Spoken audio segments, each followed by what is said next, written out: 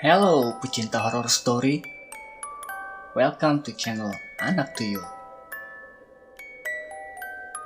Masih bareng gue Rian Otoy yang selalu setia nemenin kalian para hororers dimanapun kalian berada. Tapi sebelum kita dengar cerita lengkapnya, jangan lupa like, subscribe, share, komen, dan pijit tombol loncengnya biar kalian gak ketinggalan update cerita misteri terbaru dari Anak Tuyul. Are you ready?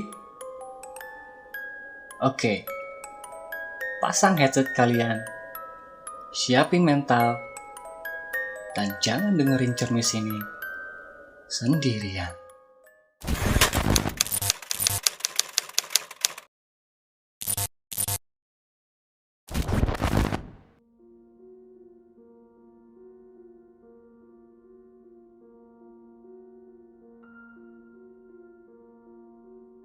Ada satu kejadian yang paling unik menurutku.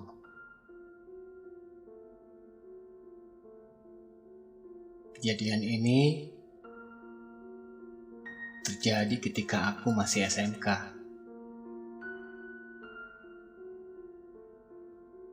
Waktu itu aku sedang galau karena gebetanku yang tak jelas memberiku harapan palsu. Bahkan aku tak tahu untuk siapa perasaannya.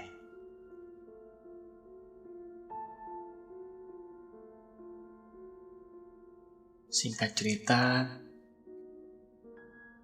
pada hari itu badanku tiba-tiba terasa panas dan berat. Aku merasa betul-betul gak enak badan pada saat itu.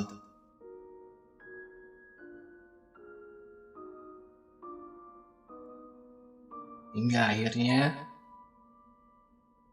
aku pun meminta izin untuk pulang. Dan untungnya, aku diizinkan pulang lebih dulu dari teman-teman yang lain.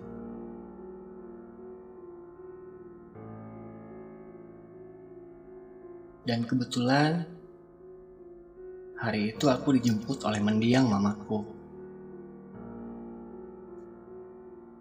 Tapi, waktu pertama kali mamaku ketemu aku, mamaku tiba-tiba melotot sambil mencengkram lenganku. Tentu saja aku kaget, karena mama tidak biasanya seperti itu. Lalu, tak lama mama bilang, "Kamu siapa? Kamu apain anak saya?"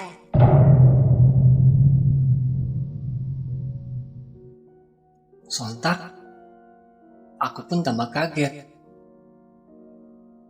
Lalu aku pun bertanya pada mama, "Hah? Maksudnya apa?" tanyaku kebingungan.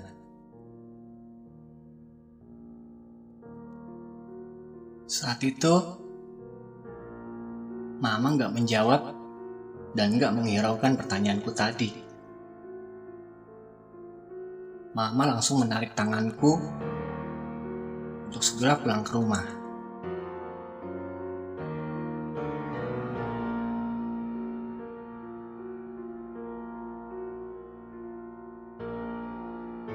Sesampainya di rumah, belum juga aku sempat untuk mengambil minum atau mengganti bajuku. Tiba-tiba, mama menyuruhku untuk duduk di atas kasur sambil membelakangi beliau.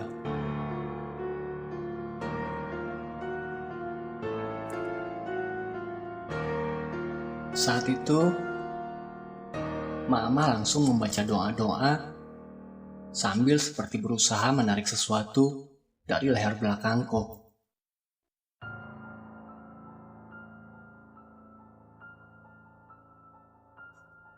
Di saat itulah, ada kejadian aneh.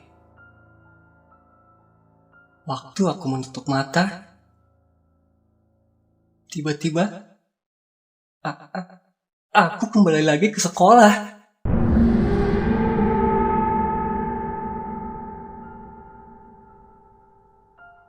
Suasananya aneh sekali. Saat itu, sekolah tampak sepi sekali. Sama sekali tidak ada orang.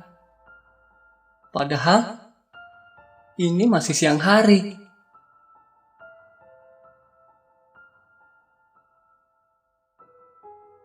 Pemandangan yang aku lihat pun seakan-akan memakai filter sepia. Pokoknya, saat itu aku seperti melihat foto-foto jadul yang berwarna kecoklatan. Dan tiba-tiba, aku merasa kakiku bergerak sendiri. Dan aku mulai berjalan ke depan gedung jurusan.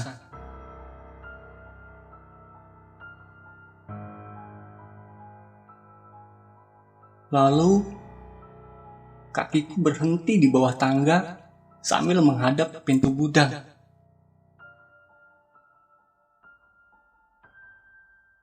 Pintu gudang yang gak pernah dibuka itu tiba-tiba terbuka sendiri. Dari sana muncul sosok perempuan berseragam sekolah. Mukanya pucat, rambutnya acak-acakan, gimbal, sampai hampir menyentuh tanah. Aku lupa dia bilang apa. Tapi yang jelas, dia seperti memarahiku. Sedikit yang aku ingat, dia bilang seperti ini. Kamu kok mau-maunya sih? Galau sama cowok kayak begitu. Coba lihat aku. Kamu gak mau kan kalau kamu jadi kayak aku? Aku begini tuh gara-gara cowok. Belum sempat aku menjawabnya, tiba-tiba dia bilang lagi. Apa kamu mau aku bantuin buat beresin cowok itu?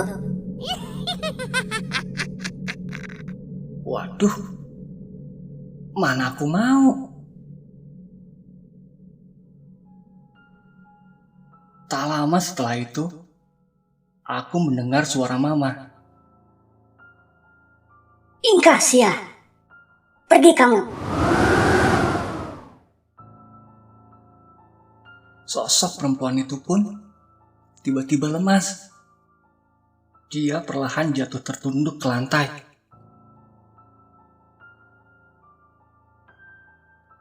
Di saat itulah, aku mencoba memberanikan diri untuk menjawab semua pertanyaan dia tadi.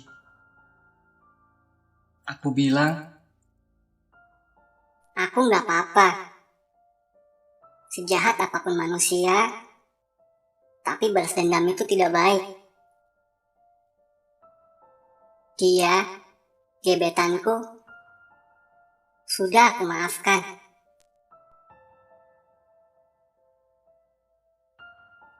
tak lama, akhirnya sosok perempuan itu pun mundur kembali ke dalam gudang, lalu menghilang.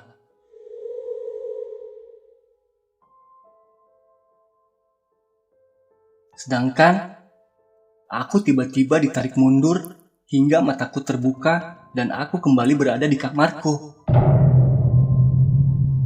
Ajaib, badanku kembali bugar. Aku sama sekali tidak merasa sakit lagi atau merasa demam lagi.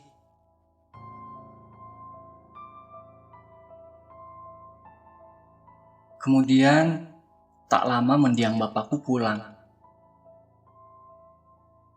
Lalu mamaku pun menceritakan semua kejadian yang aku alami itu kepada beliau. Katanya, aku ketempelan. Tapi anehnya, bapakku langsung mengangguk-ngangguk kepala sambil bilang, Kasihan perempuan itu. Dia bunuh diri gara-gara diperkosa.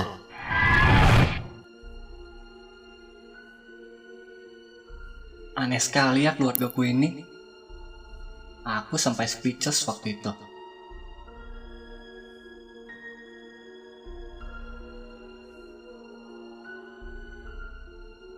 Keesokan harinya, aku pun bercerita dan bertanya ke salah satu pedagang jajanan sekolah yang memang dekat denganku. Lalu, ibu itu pun bercerita kalau dulu memang pernah ada skandal siswi yang diperkosa oleh guru olahraga di dalam gudang tersebut. Dan sialnya, setelah kejadian itu, siswi tersebut meninggal dunia.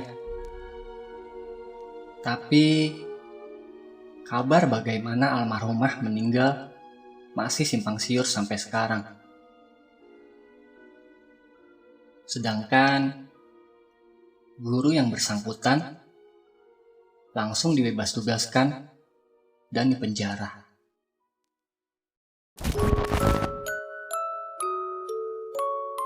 Sekian dulu cerita misteri di Anak Tuyul edisi kali ini. Buat kalian yang punya kisah atau cerita misteri yang kalian alami nyata, ataupun video hantu, kalian bisa kirim ke Anak Tuyul di sini.